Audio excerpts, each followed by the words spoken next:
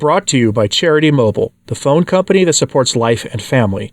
5% of your monthly plan price goes to your favorite charity. Buy the way you believe at CharityMobile.com and use promo code TRADITION. The church is dominated by materialist thinking. I'm going to give you an example here, seemingly unrelated to a lot of other things going on in the news recently. This comes from the National Catholic Reporter with this charming headline. Will Musk and Trump burn in eternal perdition for defunding the corporal works of mercy? At the end of February, the U.S. State Department canceled somewhat 10,000 programs that fed, sheltered, and cared for the people around the world. Yeah, that's USAID. It's Catholic Charities. The bishops are putting on a full court press to get their money back. You might not have heard this, but early in the week, the U.S. State Department made an announcement. They are cutting 83% of the grant funds through USAID. Eliminated, gone. 83%. Because they were being used for questionable purposes. According to the State Department press release on this, they were used for things that were often at odds with U.S. security interests. And the U.S. bishops are very, very angry about this. In fact, USAID was shrunk so much that it went from a quasi-independent agency to a small office in the U.S. State Department. Most people don't think there's really anything wrong with, there's some sort of crisis internationally. The U.S. State Department gives funds to help, say, an earthquake or something like that happens. We give money for goodwill purposes and humanitarian purposes to help. But the National Catholic Reporter, that staunch defender of orthodoxy and the Catholic faith. I can't say that with a straight face. Sorry. These are the people who been told by the bishops at least once or twice a decade for the last 50 years to stop calling themselves Catholic, that they have no right to call themselves that as an organization. This is the organization that is telling people that is now invoking the corporal works of mercy when it comes to government money. So they now are threatening Musk and Trump with eternal perdition for cutting off federal tax dollars. This isn't about the corporal works of mercy. This is them weaponizing the gospel for their own financial benefit. This is an utterly reprehensible argument they're making, but it should surprise nobody. And then, of course, they find the least flattering picture. By the way, they color touch that. You can tell by looking at it. They find the least flattering picture of the two of them that they could absolutely find, because this is a propaganda piece. The article, by the way, is written by Pastor Tommy Reese of the Jesuit Church. He's sort of a Dollar General version of Father James Martin. Okay. Here's his argument. President Donald Trump and his Doge strongman Elon Musk are defunding and destroying programs that support and provide what Christians have traditionally called the seven corporal works of mercy, as opposed to spiritual works of mercy, which tend to the body, feed the hungry, give drink to the thirsty, shelter the homeless, visit the sick, visit the prisoners, bury the dead, and give alms to the poor. At the end of February, the U.S. State Department announced the cancellation of some 10,000 programs that fed, sheltered, and cared for people around the world, including the sick and children. The impact will be worldwide, but especially harsh on refugees fleeing conflicts in Africa, Asia, and the Middle East. The countries affected by these cuts, including Sudan, Yemen, and Syria, are home to millions of innocent civilians who are victims of war and disaster, explained David Miliband, president and CEO of the International Rescue Committee. Many refugees from these countries have fled to neighbors, such as Chad, that are ill-equipped to take care of them. I'm going to pause here, and that is remarkable propaganda. Remarkable. Oftentimes, the people who use the label refugee, they're invoking that specifically because there's legal protections for them. And legally, they're supposed to go to the neighboring country, the nearest country they can go to for safety. What ends up happening often is they don't go there. They go to Europe. Or they somehow end up in Mexico, coming into the United States. Probably being helped with USAID funds. It's amazing how that works out. Many of the programs on the chopping block are administered through USAID, which provides food to the hungry, drink to the thirsty, shelter to the homeless, and medicine for the sick. The administration has also targeted refugee assistance programs run by faith based organizations, such as Catholic Relief Services and U.S. Catholic Bishops Migration and Refugee Services, evangelical Christian groups such as World Relief and Church World Service, as well as Lutheran, Jewish, and Episcopal ministries. The government has also refused to pay faith based agencies for the work already done, a tactic Trump has been accused of using against companies contracted work on his real estate properties. His response to such complaints has been, sue me. And it goes on and on and on like this. And it goes to here. The seven corporal works of mercy have been a hallmark from the earliest times of the Christian community of what it means to be a follower of Jesus. Sadly, Trump and Musk are not the only political players exhibiting disregard for those in need. Many Americans, including some church leaders, are arguing that compassion is bad because it fosters weakness. According to a 2024 survey done by the Chicago Council on World Affairs, 51% of Americans favor cutting economic aid to other countries. Only 7% want to expand it, and 33% would keep it about the same.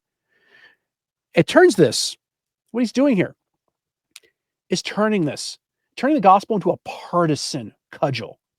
Invokes our blessed Lord. Jesus condemned the rich man to hell for ignoring the poor man Lazarus at his door. Do you see what he's doing here? He invokes the end times at the last judgment. I mean, when was the last time you heard a Jesuit invoke the judgment and invoke our eternal destiny? And I mean a current Jesuit. Yeah, there's a handful of them out there. One of them is a high-profile radio show, does excellent work. We're not talking about Jesuits who are actually still Catholics and sons of St. Ignatius of Loyola. When was the last time you heard a mainstream Jesuit talk about the consequence of sin? Apparently, they're only willing to do that when their wallet is at risk. Amazing stuff. They should be ashamed of what they do. But they're not. Because Liz Yore thinks 80% of Vatican funding comes from the U.S. government directly or indirectly through NGOs. That's why they're acting like this. This is why they've completely lost the plot. Harmony Gordon says it's not charity if it's using our tax dollars. Taxation is theft. Well, it's not charity if it's, I'll agree as much as saying that it's not charity if it's using our tax dollars. Our Lord commanded us to do charity, works of charity. He commanded us to do works of charity. There's nothing wrong with giving organizations to help facilitate it. Nothing at all. But it seems when you read the gospel that you're supposed to help the person in front of you and not just let the government take care of it and then ignore the person in front of you. Oh, this is what it looks like to me. Again, nothing wrong with giving money to charitable organizations to do it. I'm not even against government social programs per se. What I'm against is the way we use social programs and how they keep people either shackled to the government forever or how we use this money to coerce governments to do what we want them to do. This isn't charity, what they're calling for. And Pastor Tommy Reese should be ashamed of himself. He really should be.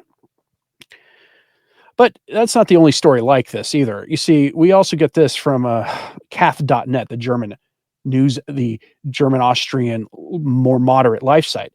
The headline, Betzing to break through thought patterns that want to make us believe you can't change things any way. Now, Bishop Betzing is the head of the German Bishops' Conference. The German Synodal Way made the Synod on Synodality look like the Council of Trent by comparison. The Vatican kept trying to stop what the Synod of Bishops were doing in Germany, not by saying what you're doing is heretical, though, by saying, go with the rest of the church, go with the universal church, participate in the Synod on Synodality. All these things will be addressed at some time. And that's when the German bishops became the biggest cheerleaders for what was going on at the Synod on Synodality. What here he's talking about is, what can I possibly contribute to making a difference towards greater cohesion, sustainability, and justice for the thermometer problem? I'm going to tell you right now, this isn't the gospel. Again, this is the fake gospel of the new synodal church. And you can see how this connects to all the issues in the church today. All of them.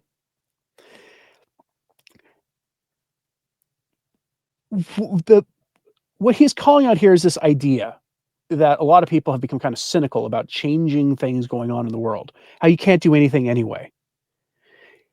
He says here, the second condition is just as demanding. It means breaking through thought patterns that try to convince us. You can't change anything anyway. What can I do to help things change towards greater cohesion, sustainability, and justice for creation? It's long been known that a single grain of sand moving in the desert can cause a hurricane. A single stone in the mountains can trigger an avalanche. And who among us doesn't have stories to tell about the good that a single person can do? To counter fatalism, Pope Francis is relying on a different lifestyle that needs to be practiced. All is not lost, he encourages, because people who are capable of degrading themselves to the extreme can also control themselves, decide to do good and improve themselves, regardless of all mental and social conditioning. End quote. He then invokes God a little bit here for this. You notice this is all part and parcel of the same thing you just heard from Tommy Rees. Their gospel is a gospel of materialism. What's not, it's not the gospel of Jesus Christ. I don't know what it is, but it's a materialist gospel. It is a false gospel. And shame on these bishops for that. That's why they're all worked up in a lather about that money being gone. You can't promote your materialist false gospel for creating a more socially just world and creating a better world and a better tomorrow without a lot of money to go into it. You can't. You know, one of the things that's been remarkable, nobody could quite figure out, was in the church in Germany. You may not be aware of this, but to receive the sacraments, you have to be registered with the government as part of a religious group, right? Catholic or one of the Protestant denominations or whatever. And you give your tithe at 10% in your taxes to the government, who then gives it to whatever it is you're registered with. And the only way out of that is to disaffiliate officially, meaning you have to inform the government that you are no longer Catholic or whatever, and they don't charge you the tithe anymore and all that. And they've been losing like 250,000 Catholics a year. Some years much higher than that, 400,000 Catholics a year. Yet nobody can figure out how is it that their bishops still live lavish lifestyles. Okay, remember, Germany and Austria were the places where where we had some of the worst bishops at the beginning of Francis's pontificate. You remember the story of the Bishop of Bling? I think he was in Germany. Yeah. He built a lavish mansion for himself, and Francis rightly called him out for it, before then giving him another job in the Roman Curia or something, but it's usually how it goes.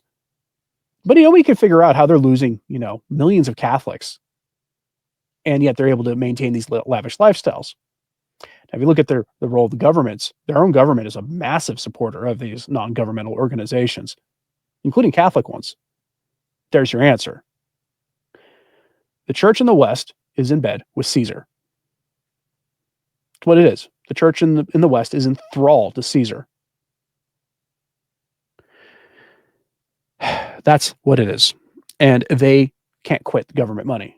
And so now they threaten Musk and Trump with eternal perdition and fire and all the rest of it. And the really sad thing is, if they actually cared about their eternal destiny, they'd be getting you to pray for them. Because Trump's not a Catholic. Elon Musk is not even a Christian. So you should be rightfully worried about their eternal salvation, their eternal destiny. You should be. You should be praying every single night for the president to convert to the faith. You should be. But not for the reason they tell you, but because you believe what the church has always taught about the necessity of our blessed Lord. It's just remarkable. I'm curious what you think of all this, though, so let me know in the comments. Does any of this surprise you today at all? Especially the use of the National Catholic Reporter hilariously invoking the four last things so they can get their government money back. I mean, it makes me feel like I need to take a shower just telling you about this. Let me know what you think about this in the comments, please. Like and subscribe if you haven't. It certainly helps. So just sharing this on social media, that helps a lot too. And as always, pray for the church. I'm Anthony Stine. Ave Maria.